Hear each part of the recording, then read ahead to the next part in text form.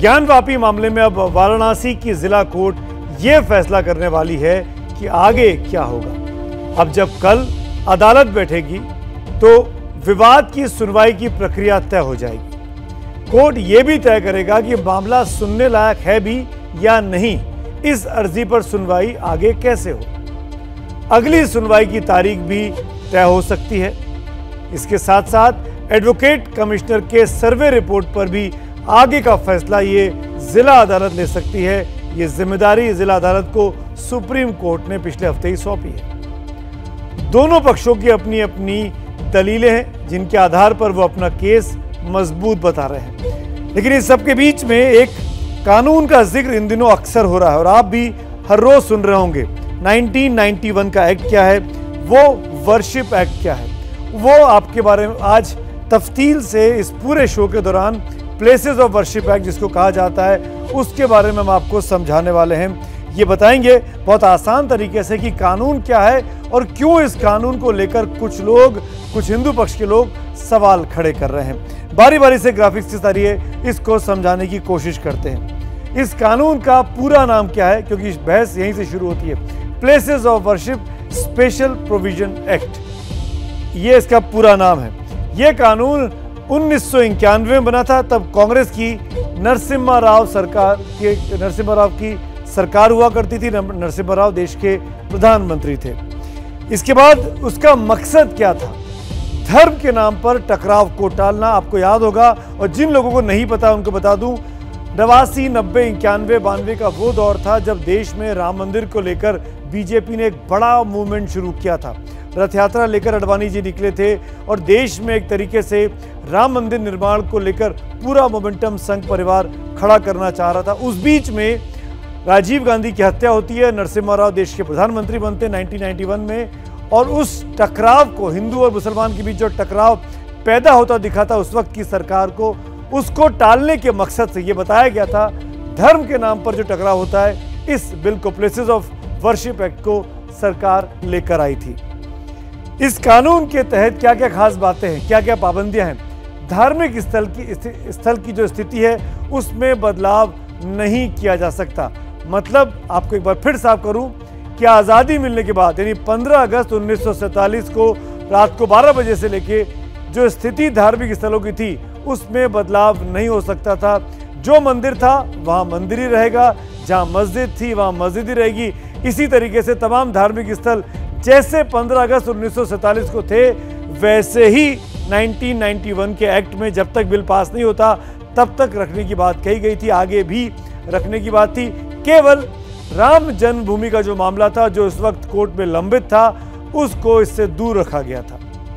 इस कानून को जून 2020 में सुप्रीम कोर्ट में, यानी अभी ये जो 1991 का एक्ट है इसको जून 2020 में एक याचिका देकर अब चुनौती दी गई है और ये कहा गया है कि ये कानून जो है वो हिंदू के धार्मिक आस्थाओं के खिलाफ जाता है।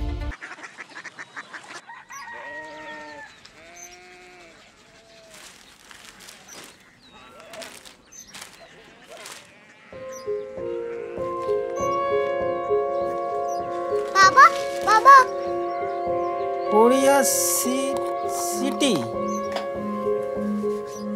जानी ना?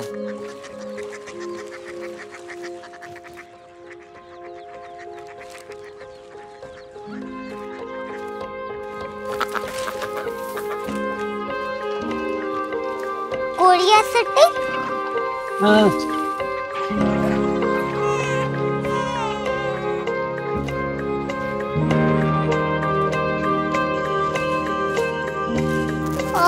कोरिया सिटी कहाँ पे है? शहर अंग्रेजी लगे हैं।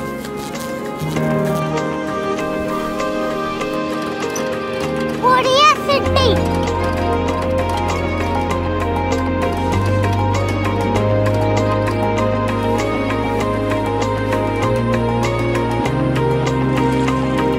वो बहुत दूर है।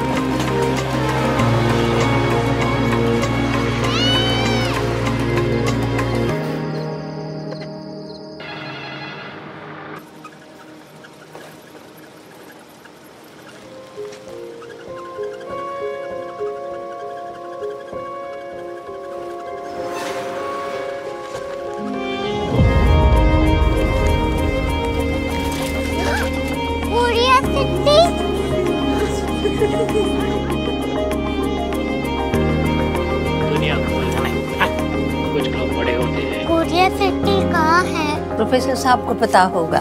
हो, ये छोटा वाला ग्लोब लगता है। और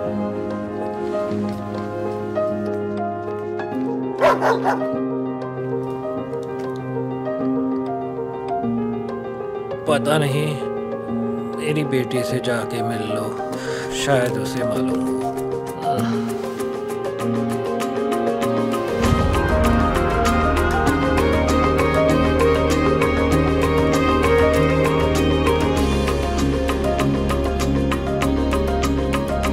हाय, बाबा ने भेजा है। Come here. Korea city. Korea city नहीं, क्यूरियोसिटी। वो क्या? That's what brought you here? जो तुम्हें यहाँ तक ले आया। क्यूरियोसिटी।